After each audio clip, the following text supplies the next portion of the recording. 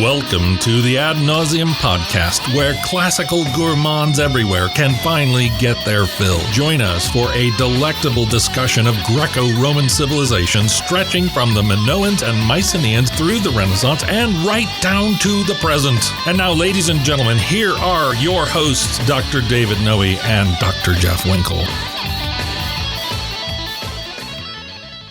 Welcome, Ad Nauseam listeners, to episode 27. My name is David Noe. I'm here with my good friend and co-host, Dr. Jeff Winkle. How are you, Jeff? I'm feeling really good today, Dave. And you? I'm doing well, thanks. Yeah. Spring is on the way. It's in the air here in Michigan. It's got a lot to do with my upbeat mood today. The sun is out. It's getting warmer. Man, you can't beat it. Now, this could be a false alarm. Michigan is known to do that. Yes. Lull us into the Cyclops cave and then whack us over the head with a blizzard. It's true. We usually get some kind of second winter. We do. What is the old saying? In like a lamb, out like a lion? I think it's the opposite, isn't it? Is it in like a lion, out like a lamb? No. Really? March comes in like a lamb. But then it gets really clinging angry? to the underside as it leaves the cave. I've only lived here for 50 years. What do I know? And then it goes out like a lion, right? Just ticked off. You get slammed at the end of the month. Yeah. Well, we could talk about weather the entire episode. We could, but we're not going to. Isn't that the mark of good friendship? Talking about the weather? Well, talking about inane things. Yes, You're absolutely. comfortable enough to just talk about inanities. Exactly right. Maybe we should devote a whole episode to inanities. I think we should do that. If we haven't already. Let's give a shout out here as we get started. This one goes to Mrs.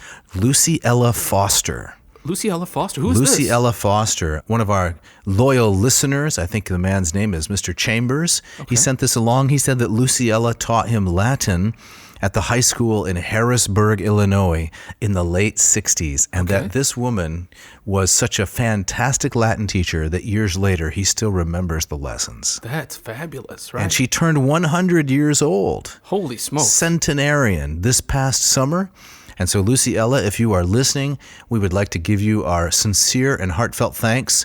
Like so many wonderful Latin teachers, you have kept the flame lit, kept the torch lit for many years, so thank you.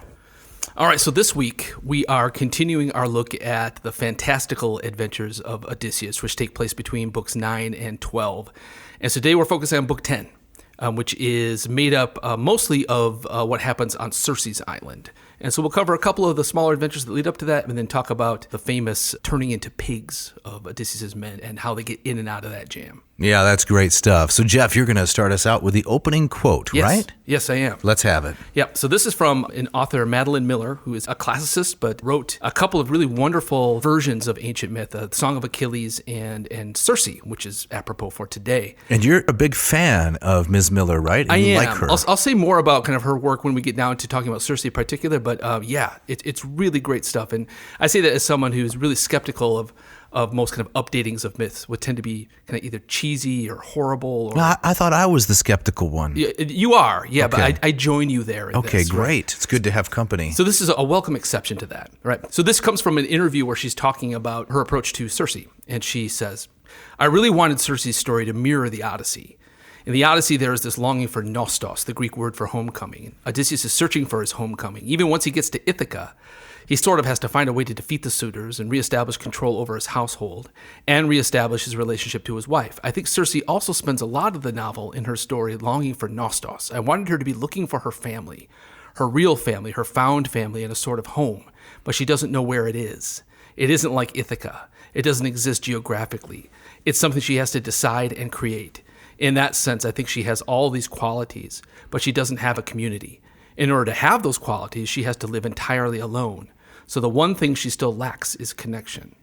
That's really interesting. After having read that novel, and then I reread book 10 in anticipation of this episode, I thought this idea of looking at Circe as kind of trapped between the world of the gods and the world of men and not really having a home, I thought that's a really interesting lens to apply. Yeah, so you're trying to complexify again, aren't you? Complexify? Yeah. Is that a word? You remember the last episode? Yeah. Academics always have to make things complicated. Yes. Okay. Yeah. So you're going to have to convince me here, because I guess that my view of Circe, as I've read and studied the Odyssey and taught the Odyssey, is that Circe is just another trap for Odysseus. She's a witch. Yeah. She's a person who is really out for herself and Odysseus can't really even have a good friendship with her. I think there's definitely some truth to that, but I think we'll see later on some of the ways that she responds to Odysseus, in particular when Odysseus prepares to leave the island. I think we see Circe a bit more complex. Okay. And a bit more cordial towards Odysseus. She doesn't see him as just another prey, Okay. as it were. Yeah. Very good. So today we're going to give the listeners a continued look at Odysseus' flashback with these fantastical adventures. We're going to challenge a little bit the traditional take on Odysseus' heroism. Exactly what kind of a leader is he? One of the themes we've been developing is that he's very unlike the Aeneas of Virgil's poem. Right. Aeneas has to be the pious one who brings home the whole crew, whereas in the Odyssey, there is a funneling effect. If Odysseus makes it out by himself, then that's success. This makes him a solitary hero. Yes. So when does deceit become a liability for the trickster hero? How badly does Odysseus really want to get home? And does Odysseus learn anything from one adventure to the next? Right. And we got into a little bit with this in the Cyclops episode of, should we root for Odysseus? You're kind of more in the camp that the ancient Greek audience would have forgiven Odysseus. No, I'm trying to think like an ancient Greek. Yeah. My approach to the literature is the more you can receive it like the original audience did, Yeah. the better the experience is going to be. Right. On the whole, I agree with that. But he does some things that make me just stop and kind of stagger. And I have to wonder that, would an ancient Greek audience have said, oh, yeah, well, that's his right as a hero, especially kind of his attitude towards his men. The number of his men dwindles very quickly. Yeah, he's quite cavalier. He's very cavalier. And I think, what would an ancient audience have thought of that? Right. Yeah. All right, so before we get into Book 10, let's talk a little bit about the end of Book 9 and wrap up some things that we were talking about last week. So Odysseus and his men are leaving the island. The Cyclops is blinded. He's chucking rocks at the ships. Standing on the shore, Yes. shaking his fist at them. Shaking his fist, and then Odysseus makes this blunder. He has to take credit for it. Right. And so he tells the Cyclops, I'm Odysseus, son of Laertes, king of Ithaca, Yeah. et cetera, et cetera. Here's my social security number. Exactly. My cell phone number, everything. And he gives him exactly what Polyphemus needs to utter a curse. And the curse goes like this, right? From Yes. Lombardo? Yes. Can I read that one? Yeah, would you take that All one? right. Yeah. I had my say, and he, that is, the Cyclops, prayed to Poseidon, stretching his arms out to starry heaven. Hear me, Poseidon, blue-maned earth-holder. If you are the father you claim to be, grant that Odysseus, the son of Laertes, may never reach his home on Ithaca. But if he is fated to see his family again, and return to his home and own native land, may he come late, having lost all companions, in another's ship, and find trouble at home. Yeah. Right. So a couple things there. Kind of, the rule of curses is that if you know somebody's real name, then that gives you some measure of power over Which is them. why we use pseudonyms on the air, right? That's right. Exactly. You're not really Dave. No, of course not. And I'm not really Jeff. That's right. And I love this kind of the wiggle room in the curse. So, of course, we know from the first 200 lines of the Odyssey, Odysseus is fated to come home. Right. Zeus says that's guaranteed. And also now we finally get at the end of Book 9 the explanation for the long, arduous detour. Yes, exactly. I went out for, a coffee and I didn't come back for 10 years. What happened? Exactly right. And it explains why when we first see Odysseus on Calypso's island, he's all alone. All of his men are dead and all of his ships are sunk. But I love this kind of this wiggle room in the curse is that Polyphemus, of course, what he really wants is Odysseus to die. He says, however, if fate doesn't allow that, let him come home, bereft of absolutely everything. Yes, and find trouble when he's there. Exactly right. So No one's picked up the mail for weeks, that kind of thing. exactly right. No one shoveled the walk, right? Yep. It's bad news. And so you could lay at Odysseus' feet, in some ways, all the deaths of his men. Oh, definitely. You're right. He is the one who provoked this divine malevolence. Right, yeah. Poseidon is angry. We finally know why, but it is because Odysseus provoked him. Exactly right. Would you go so far as to say is that the business with the suitors is explained by this moment as well? Yes. Yeah. Well, I think that this is part of Homer's great artistry. For any given significant event in human affairs, there is both a divine and a human explanation. The divine explanation is Poseidon's fulfilling of this curse because his son, the Cyclops, was blinded. The human motivation is the suitors just want to take Penelope's hand in marriage, and Yeah. they want all of Odysseus' stuff. Right. Yeah, it's both. Absolutely. Right. I think like you were saying in a previous episode, it also kind of explains that to a contemporary mind, the paradox of if an oracle pronounces that you're going to do these horrible things, you do those horrible things, it's caused by the gods, but you are still also responsible for them. Yes. Yeah. Double causation. there is a sacrifice that takes place, correct? Yes. Not long after that. Can you read some of that and explain that to us? Sure. So Odysseus is given by his men the big ram amongst Polyphemus' flock. And again, the Lombardo translation, Odysseus speaking. The veterans gave me the great ram, and I sacrificed it on the shore of the sea to Zeus in the dark clouds, who rules over all. I burnt the thigh pieces, but the god did not accept my sacrifice, brooding over how to destroy all my bent ship and trusty crews. Can I digress for just a moment about please. thigh pieces? Yeah. This is really interesting in the Iliad and the Odyssey. I often have to explain it to students, and it took a while before I understood it myself. If I'm not mistaken, today, those of us who consume meat, we eat the skeletal meat, right? Yes. We eat the flank, the loin, wherever steaks come from. We eat that kind of stuff. Yeah. But the innards, the really fatty portions and so forth, those are typically not eaten any longer. Right. I don't know if your grandma ever served you tongue or liver or things like that. I never had the pleasure. You escaped all I that. did. My grandmother served all those things. Oh, man. And they used to be delicacies. Yeah. But now we don't eat that kind of stuff. We mostly just eat the skeletal meat. Right. Well, in antiquity, it was kind of the opposite, right? The skeletal meat was good, but the really rich portions were the internal organs and the fat. Eat all the fat, eat the fat and also the other stuff. So in these sacrifices, the fatty portions, the fattiest portions are given to the gods, the innards. Yes. Because that's the most valued portion. And so they would take the thigh bones, the femur, I guess, and then they would wrap it in fat and internal organs and burn it on the altar, which must have been a terrible, smoky, stinky mess. Right. But somehow the gods were pleased with it. This was just an excuse that the Greeks made to keep the best stuff to eat for Right. themselves. No, Well, the because- gods really like this. Yeah, well, you think so, except I think they like the other stuff. You can have the steak and so forth after the sacrifice is over, but you don't get to eat the liver and the spleen and the duodenum and other things that I guess are the precious portions. Zeus loved himself a good Yes, duodenum. he did. But what about the significance of the sacrifice for the plot and the development? Well, it just kind of hangs out there. I wanted to bring it up in this episode just because I think it's such an interesting detail. So Odysseus mentions that Zeus does not accept the sacrifice. Return to sender. Return to sender, right? I mean, it raises questions. How does Odysseus know? How on earth could he know that Zeus rejects the sacrifice? Well, there would be some sign, right? He doesn't mention the sign, though. There is no mention of signs. Right. But you have to know, right? Everybody knows. The gods communicate with mortals through the flight of birds. Yes, Yeah. and the flashing of lightning. Eagle on the left, that's a good sign. Vulture on the right, maybe not so good. And through the way that the entrails look when you cut the animal open. Yeah. So maybe one of the lobes of the liver was quivering wrongly. Odysseus knows, not a good sacrifice. Yeah, man, you don't want a quivering lobe going in No. the wrong direction, right? So I guess so.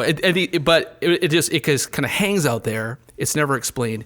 And I had meant that there's a really interesting article. Maybe we can link to it in the show notes. Are we still doing show notes? We're a bit behind, but we'll catch up. I promise to Okay. catch up. The author kind of makes this argument of because Zeus doesn't accept the sacrifice, it kind of forces us to look back at the Cyclops scene through a different kind of lens. So telling us this is not the success for Odysseus that Yes. it might appear. Right, exactly right. That's interesting. Yeah, like I said, I don't want to get into the weeds of that argument, but I think it's a really wonderful little detail that Homer just throws in there. That if you're paying attention, if you're reading carefully, if you're listening carefully, it makes you think there's more to this. Well, there's so much artistry in the poem. Yeah. I'm easily susceptible to such a suggestion. Yeah, exactly. So where do we go from here, Winkle?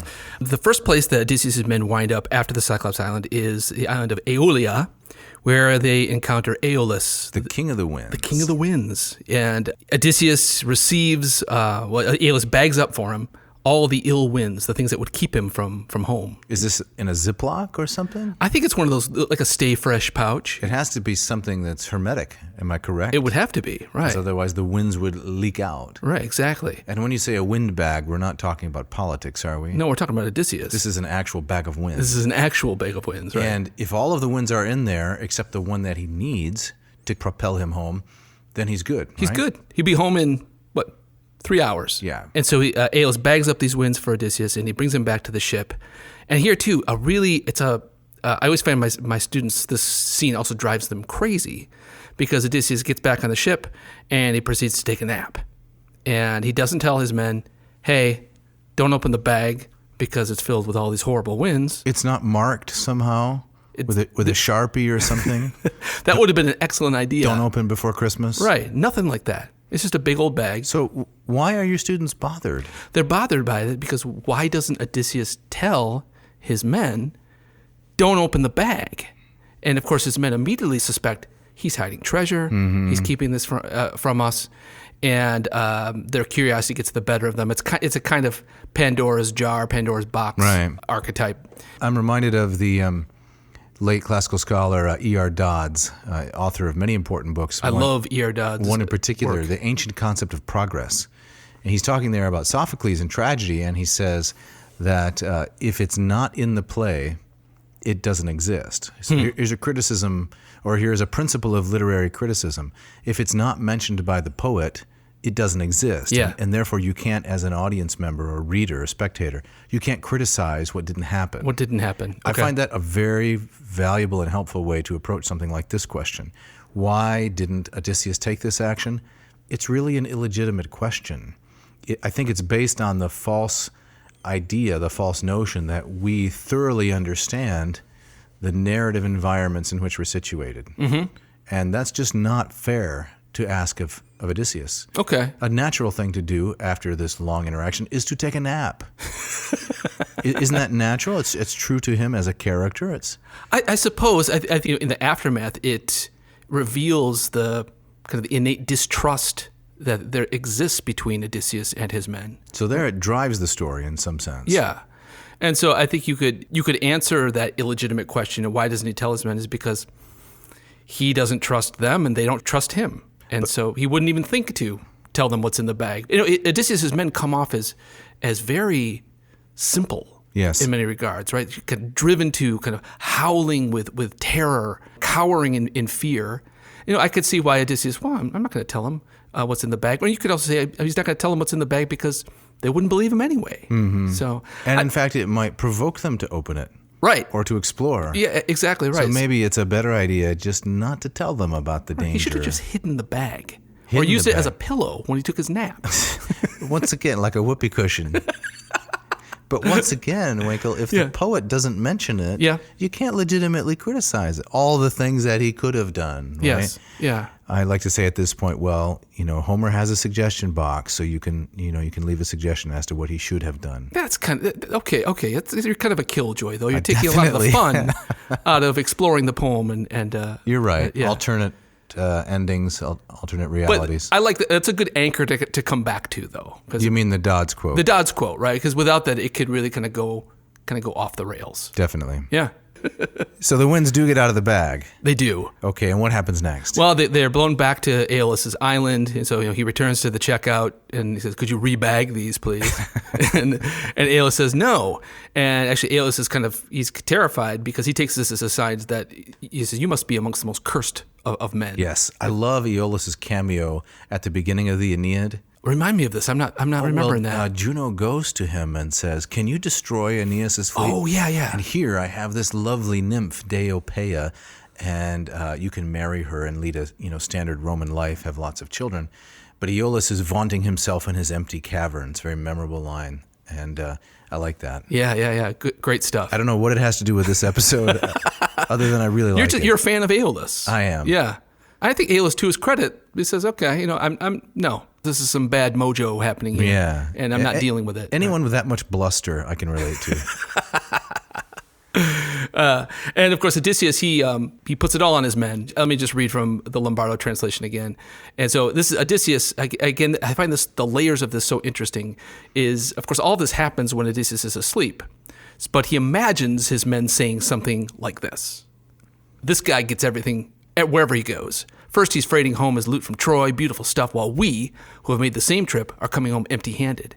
And now Aeolus has lavished these gifts upon him. Let's have a quick look and see what's here. How much gold and silver is stuffed in this bag. So this is all Odysseus imagining what his men say before they open up the bag. Right.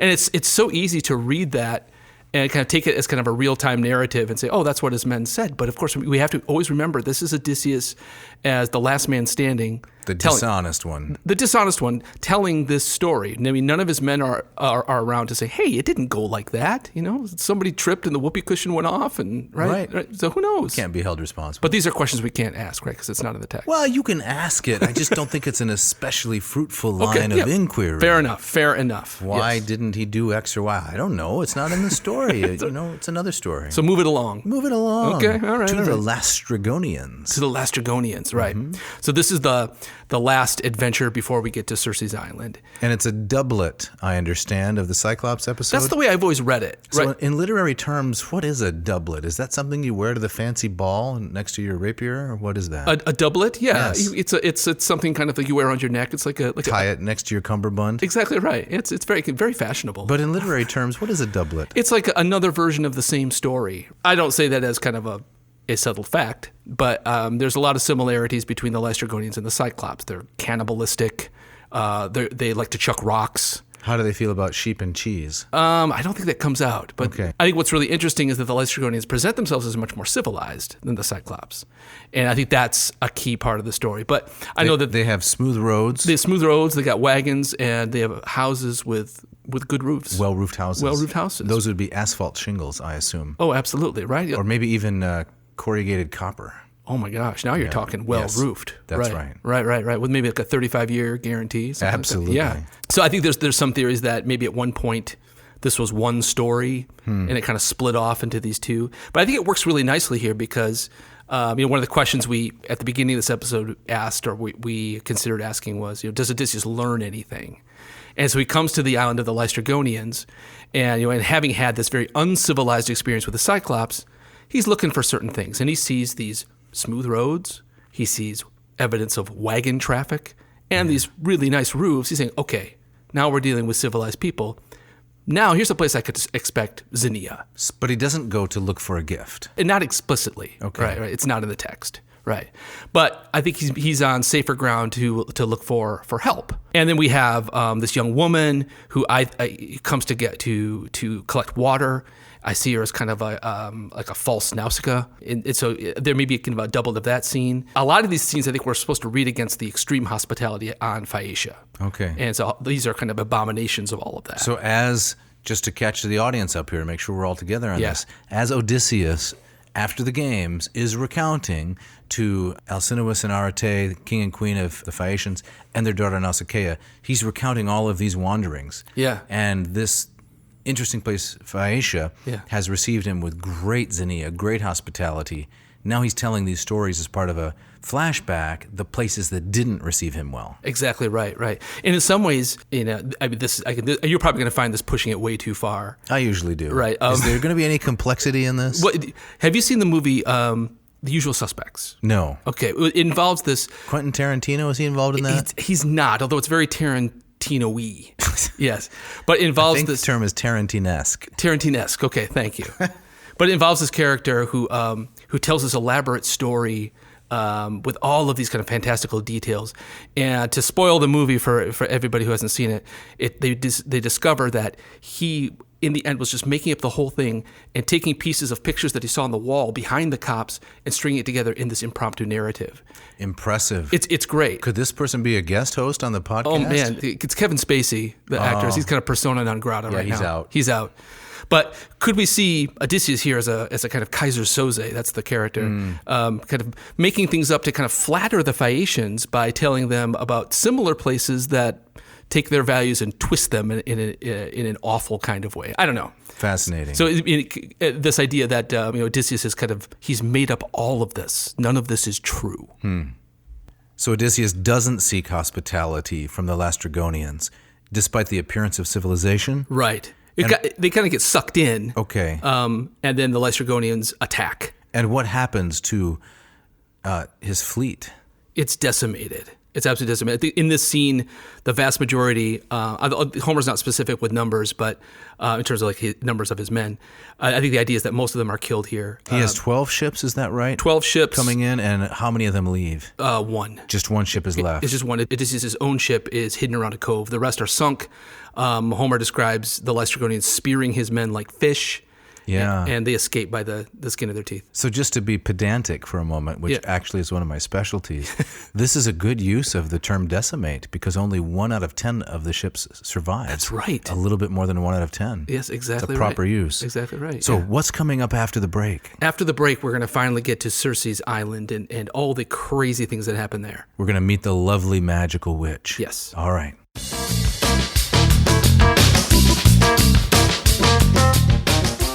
Today's episode is brought to you by the good people at Odd Astra Coffee Roasters of Hillsdale, Michigan. To the stars with great coffee. Jeff Patrick and his crew there in South Central Michigan, they really know how to roast those beans. That's right, Dave. The poetry series featuring Wallace Stevens, Rainer Maria Rilke, and William Wordsworth, plus Lajas Microlat and Tenebris. These are extraordinary blends. Yeah, and not easy to say either. No, There's some difficult text. That's right. Listeners, if you haven't checked out their website, you should just go take a look. It explains how they use an old-fashioned method of roasting with a giant repurposed roaster, and it explains where they source these beans. It's a really well-done presentation. Right, and they also only roast coffee that ranks 84 or higher on the 100-point coffee grading scale. So See, I didn't even know there was a coffee grading scale. I mean, 84 sounds like a B minus. No, B? that's closer to a B. B, but I think I'm probably a little bit tougher of a grader, but I didn't know coffee could be graded. That's good. I mean, a B coffee, that's well above average. yes, absolutely. And that's the minimum of what they select. Yes. So listen up, Adnazaglots. Go to oddastraroasters.com, ADASTRA roasters.com, and check out some of their delicious offerings. You get a special 10% off by entering coupon code ANAA, and you can also sign up for their monthly subscription. Ratio Coffee, ladies and gentlemen. Listen closely, please. Mark Helwig and his team in Portland, Oregon have solved your aesthetic and brew-based problems. Why spend $4 to $6 on coffee purchased in some drive-thru when you can brew, get this, better coffee at home? The Ratio 6 and its big brother, the 8, beautiful automatic pour-over machines that consistently brew the finest Java. You want to check this out. That's right, Jeff. The Ratio sends 200-degree Fahrenheit water soaring through its metallic veins. There is no plastic in this creature. Down into the cone, filled with freshly ground Ad Astra beans. It then sits in the bloom stage for a few minutes, allowing all of the harsh CO2 to float lazily off into the biosphere. Then it is deposited in the hand-blown borosilicate glass or stainless steel carafe. No bitterness, no burned flavor, just consistent sweet coffee. So listen up, coffophiles. Go to ratiocoffee.com right now and get a 15% exclusive discount on the Ratio 6. Enter special code ANCO for 15% off the Ratio 6. ANCO, ratiocoffee.com. Check it out. This episode of Ad Nauseam is also brought to you by Hackett Publishing. Since 1972, Hackett has been setting the standard for affordable, high-quality translations in the field of classics and many other areas of the humanities. Jeff, what do you like about the large assortment of books Hackett has to offer? Hackett's growing list includes hundreds of titles covering ancient history, literature, philosophy, political science, and classical language study. Hackett editions are ideal for both classroom use and general readership, offering affordable modern translations and editions of classic works with helpful scholarly notes, annotations, and introductions. What do you like? Jeff, I am very enamored of the Lingua Latina per se Illustrata series for Latin, written by the late Dane, Hans Orberg. We're going to do an episode at some point comparing different Latin curricula. It's going to be a big one. And, spoiler alert, LLPSI, Lingua Latina per se Illustrata, in my mind, takes the palm of victory. Oh, okay, so what special offers do we have for our AN friends? Listen up. We have 20% off any order and free shipping from Hackett Publishing. All you have to do is go to Hackett, Hackett, hackettpublishing.com, find the text you want, enter coupon code AN2021 in the box which asks for the coupon code. Great deal. Don't hesitate. Check out hackettpublishing.com today.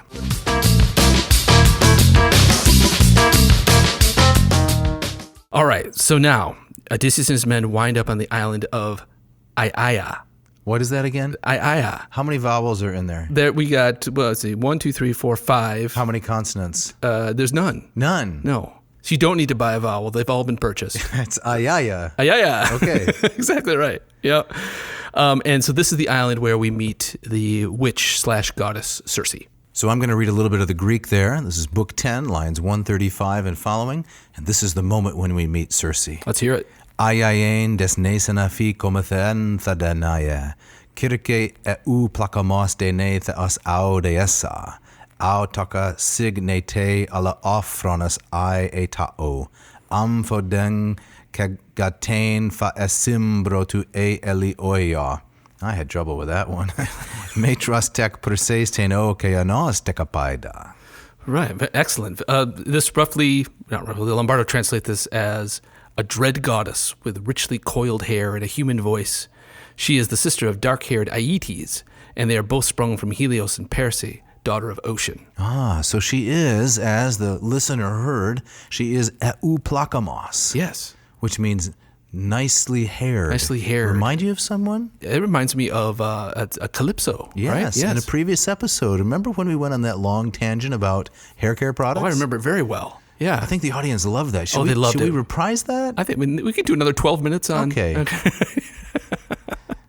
Now, these names, these individuals, we've got dark-haired Aeetes. Mm-hmm. She's the sister of dark-haired Aeetes. And Aeetes, if I'm not mistaken, is the father of Medea. Yes, king of Colchis. Yes. Features importantly in the story of Jason. Yes, with the golden fleece. Mm-hmm. So this would make Circe Medea's aunt. That's right. This would be Auntie Circe. Right. And who are Helios and Perse? Helios is the god of the sun, who we'll be talking about when we cover book 12. Okay. Perse, I'm blanking on who Perse is. And, I think Perse is a titaness. Is that right? Or maybe a nymph. Seems like there was always a nymph around if there needed to be a hero born or something like that. And Perse is the daughter of Ocean. Daughter of Ocean, yes. Yeah, so that would make sense that she would be a water nymph or a naiad. Right. So the point here is that Circe has a lot of divine blood flowing through her veins. Exactly right, yeah. And if I can plug that Madeline Miller's book. Are you getting paid to do so? I wish I was, but it's such a wonderful novel. So Miller kind of makes much of how Circe is kind of this almost unwanted kind of runt of the litter amongst the gods, and she doesn't really have a place amongst the gods. And I mean, long story short, there's lots of details about. She winds up exiled on Aiaia, where she's alone, and she doesn't. And this place is kind of one of these liminal places where it's between the human world and the world of the gods, and Circe is forced there to practice her magic and learn her craft alone. Is there a montage in the story of how she becomes a witch? Is there like a montage scene? Running up the steps in Philadelphia, drinking lots of raw eggs, yes, and punching, hanging beef and such. Is there that in the novel? With kind of a punchy soundtrack underneath it? Right. Oh, that'd be perfect. Something from Survivor. I haven't. It is Survivor, isn't it?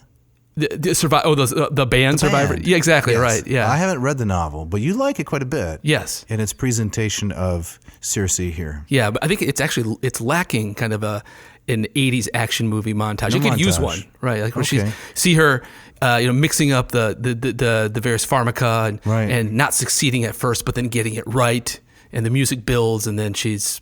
Now she's the Circe we know. Exactly right. She's ready to meet. She's ready to meet Odysseus. What does her name mean? There's an etymology behind most words, if I'm not mistaken. Right. So Circe, Kirke, in the ancient pronunciation, means something like a falcon or hawk. Mm-hmm. Right. I think Miller kind of calls attention to this, that kind of her bird-like appearance is one of the reasons that the gods kind of reject her. She's not as attractive as the other gods. She's got kind of a long nose. Birds aren't attractive? You don't want to. Maybe bird-like isn't something that every woman would like to be described as. One of my children, when he or she was very young, said, "Daddy, I don't like birds." We were on a walk, and I said, "Why not? They don't have people faces." Yes. Yeah. I guess other mammals, you can imagine they're persons. Yes. But birds, not a lot of stuffed animals shaped like birds, except maybe the flightless penguin. That's true. Yeah, penguins are huge in the stuffed animal world. Well, they are, and they're a little bit portly, so that makes them cuddly. Yeah, exactly. But you really can't cuddle up to a raven or a crow. No. My wife, Becky, is in the same camp. She finds birds inherently creepy. Off-putting. Off-putting, right. Maybe that's why Circe is somewhat of a villainess in this episode. It's possible. She's bird-like. Right. Her name could also be related to the Greek verb kirkuu, which means to sing kind of a looping song, a repetitive song, a kind of binding song. Like pop music. Like pop music, exactly, right. Repetitive chorus. But here, there's lots of links between singing and music and magic. If you think about like Orpheus and the power of his song, that also her name also might reflect her her skill in magic. Yeah. So what about the interaction between her and Odysseus here? How do things get started? Well, again, Odysseus, maybe having learned his lesson, he's looking for evidence of civilization. And they notice that there's a house with smoke curling up from its roof. So maybe some signs of civilization, but they just came from, a place with smooth roads and wagons and well-roofed houses. But this is in the middle of the wilderness, isn't it? It's the last homely house. I mean, Circe's house is not part of a larger settlement. No, this is one house. It's one house. And an otherwise abandoned island, yeah. At the end of a lonely road. It could be made of gingerbread. It could be an oven on the inside. Exactly right. This very Hansel and Gretel, right. So Odysseus, and let me know what you think of this. So Odysseus decides to send some of his men down to reconnoiter, but he doesn't go himself. Well, these would be the guys in the red shirts, right? Odysseus' men are there to be offed to some degree, right? They're phaser fodder. Right. I'm not a big Trekkie. I'm not even a little Trekkie. No, me either. But the guys in the red shirts, they're quite disposable. Yes. Expendable. Exactly right. And Odysseus sends them down. Go check out that house. Exactly. Probably right. not dangerous. Right. So in Star Trek, when Spock and Bones and Ensign Johnson are beamed onto the planet, guess who's not coming back? Ensign Johnson? That's right. So, and of course, his men are terrified at this point, and with good reason, right? They've seen what's happened to all the ships and all their comrades. They're terrified to go down there, but Odysseus says, no, you go. And so, they are compelled to comply. They're compelled to comply. I mean, how do you take this? Is this the privilege of the general? The general doesn't go into battle. He's the strategist. Or is Odysseus a coward here for not going himself? You send the pawns first. Send the pawns first? That's just absolutely. That's the rules of the game. The queen, the king doesn't come out. The pawns go first. And I'm sorry, but I'm not really sorry, but this is just the aristocratic world that Homer presents. Right. Not all people are of equal value when it comes to approaching the house of Circe. Right. I feel bad for them, I honestly do, because I don't have any heroic blood flowing through my veins like Odysseus. So were I in that spot, I would be Ensign Johnson. But it's not a threat to the quality of the story. Okay. All right. Yeah. You with me on that? I'm with you on that. Yes, okay. Exactly. I call attention to that. Again, it's one of the things that my students will often pick up on. I say, look, this guy's a jerk. That's because they're probably, like most of us living in a democracy, egalitarian. Exactly. Right. Of course. Right. We're bringing all our own stuff with us to the story. Right. Can I just zero in on this a moment? Please. They're probably very happy, Odysseus' men, when Odysseus is the one who faces the danger. He's the guy in the cave who has to figure everything out. Yes. So their health and safety depends on him at the moment of crisis and so forth.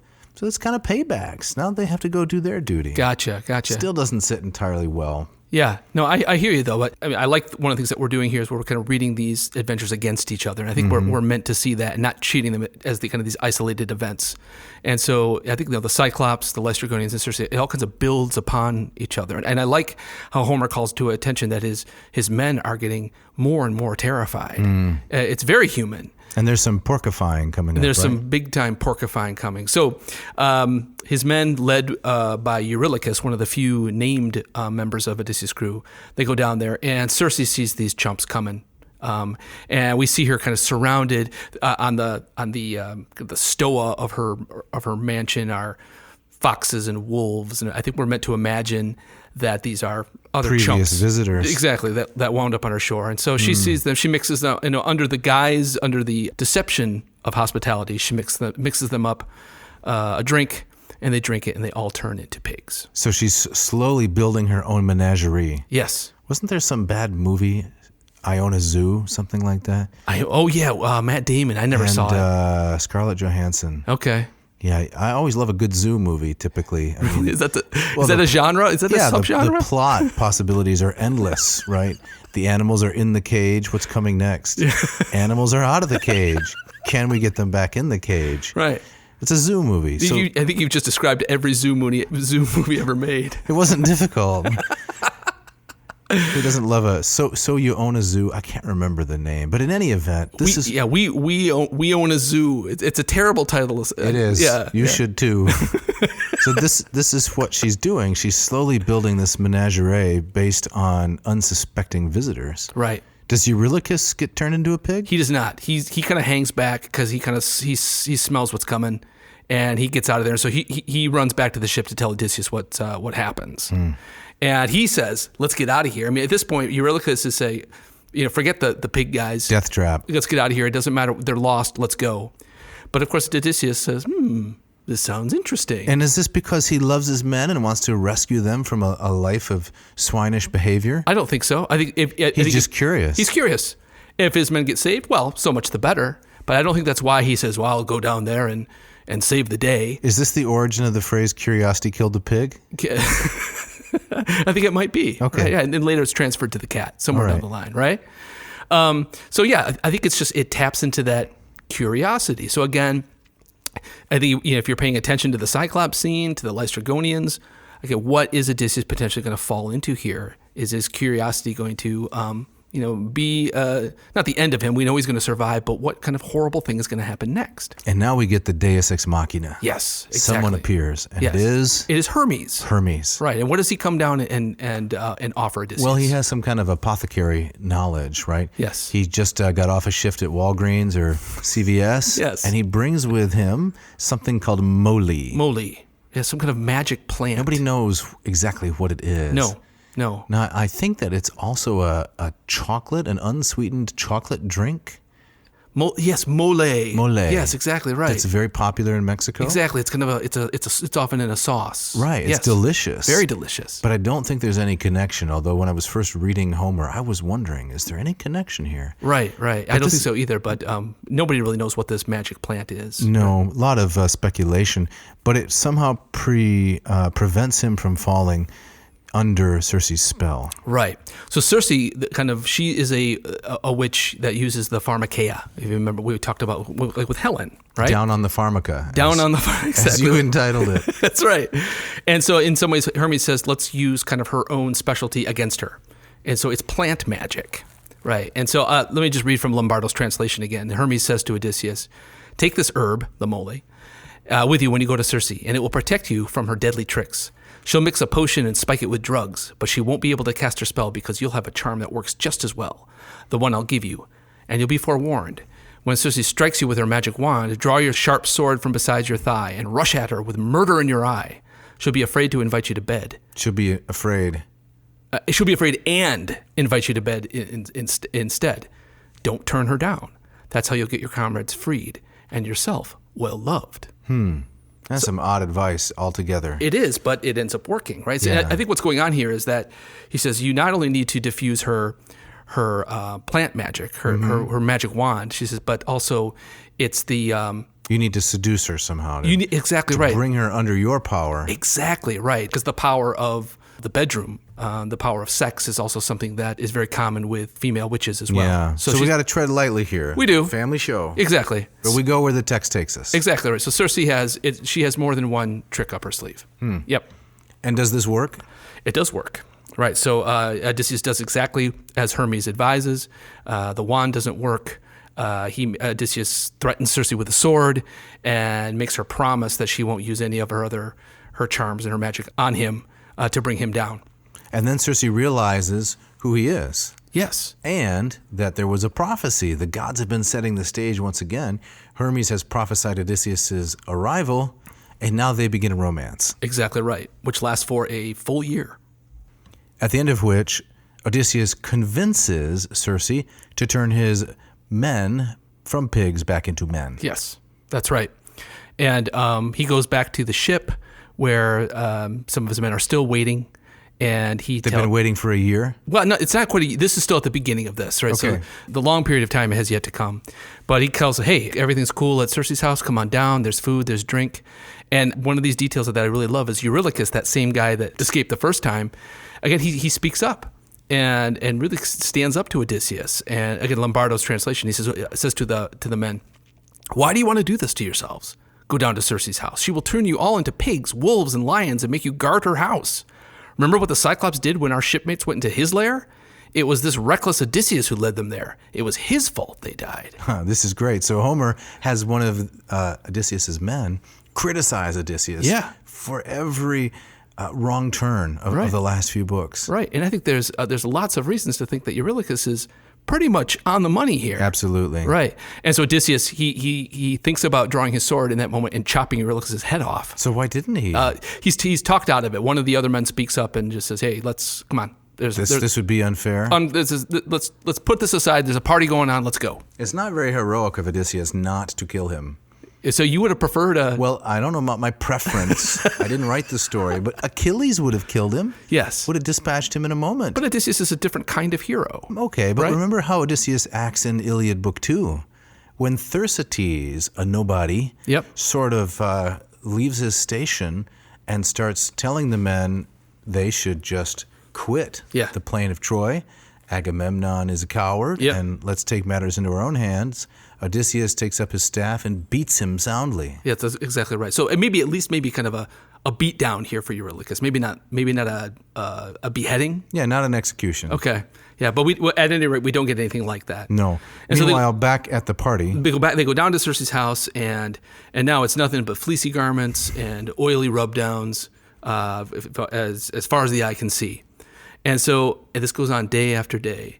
For a year. Feasting, drinking. Yes. And Odysseus is living as Circe's lover this whole time. As a false suitor? I think that, again, reading these scenes against each other and kind of thinking about what's happening on Ithaca, I think this is all very deliberate on Homer's part. So Penelope is at home suffering. Yes. Because the suitors are trying to get her hand in marriage. Right. And Odysseus is just wasting time. Yeah, we see a similar kind of scene. All the men are kind of eating and drinking everything that Circe has to offer. I mean, one of Circe's tragedies is that, and maybe this is reading into the text, but she's fallen for Odysseus, but she can never have him as a husband. Is this the storyline that Madeline Miller picked up? She delves into that quite deeply. That part of Circe's tragedy is that she can never really have what she needs or what she wants. She's kind of doomed to be alone. And so I think this is kind of... again, to overuse that word doublet. Yes, I was thinking of that. Of what's happening on Ithaca. And so finally his men speak up and say, listen, aren't we supposed to be getting back home, as wonderful as this is? And so Odysseus reluctantly says, okay, we'll go. And he goes to Circe and more or less kind of asks her permission to leave, which I think is also kind of a striking element in the story. Odysseus presumably she could exert more magical influence and prevent it. I guess so. This depends on how much MOLY he has left in the bag. That's true. Right? And this is where she tells him, she lets him go. And she tells him that, okay, but it's not a straight shot back to Ithaca. No. You have to go to the underworld. Yeah, let me read that part. Yeah, please. She says, son of Laertes, in the line of Zeus, my wily Odysseus, you need not stay here in my house any longer than you wish, but there is another journey you must make first, to the house of Hades and dread Persephone, to consult the ghost of Theban Tiresias, the blind prophet whose mind is still strong. To him alone Persephone has granted intelligence even after his death. The rest of the dead are flitting shadows. So this is in some ways for a hero the ultimate journey. This is what the Greeks call the katabasis. He's going to have to go down. Yep. Take the elevator all the way to the bottom floor. Right.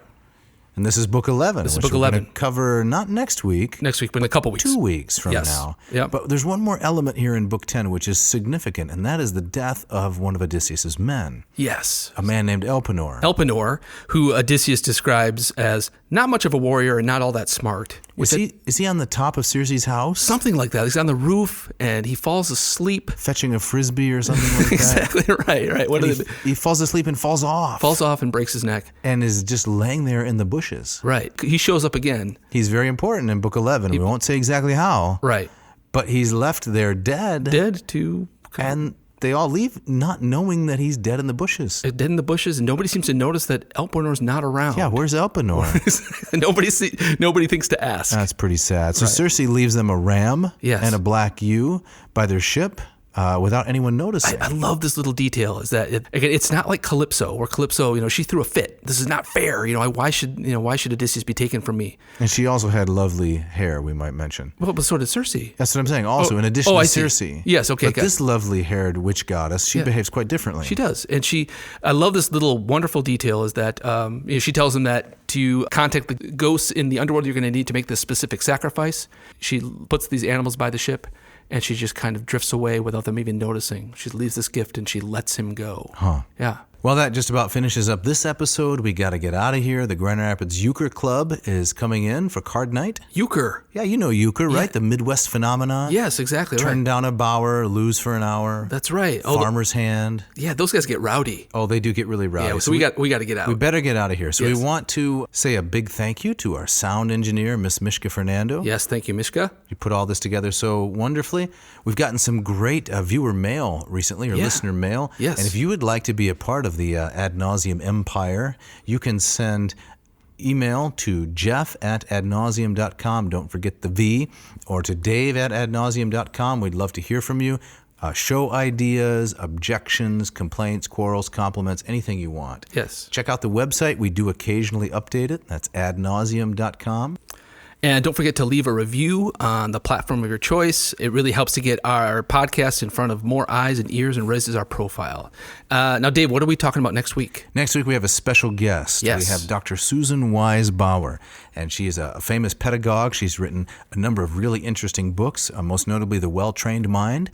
And Susan is going to be talking to us about the uses of history. Does history have a use? Fantastic. That's the subject. I've often wondered. Yeah, that's the subject we'll be exploring. So be sure to tune in. And I believe, Jeff, you get the gustatory parting shot, don't you? I do. This comes from the inimitable Jim Gaffigan, who once famously said, "Bacon bits are like the fairy dust of the food community.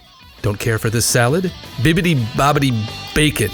Now it's your favorite part of the meal." Thanks for listening. Thank you.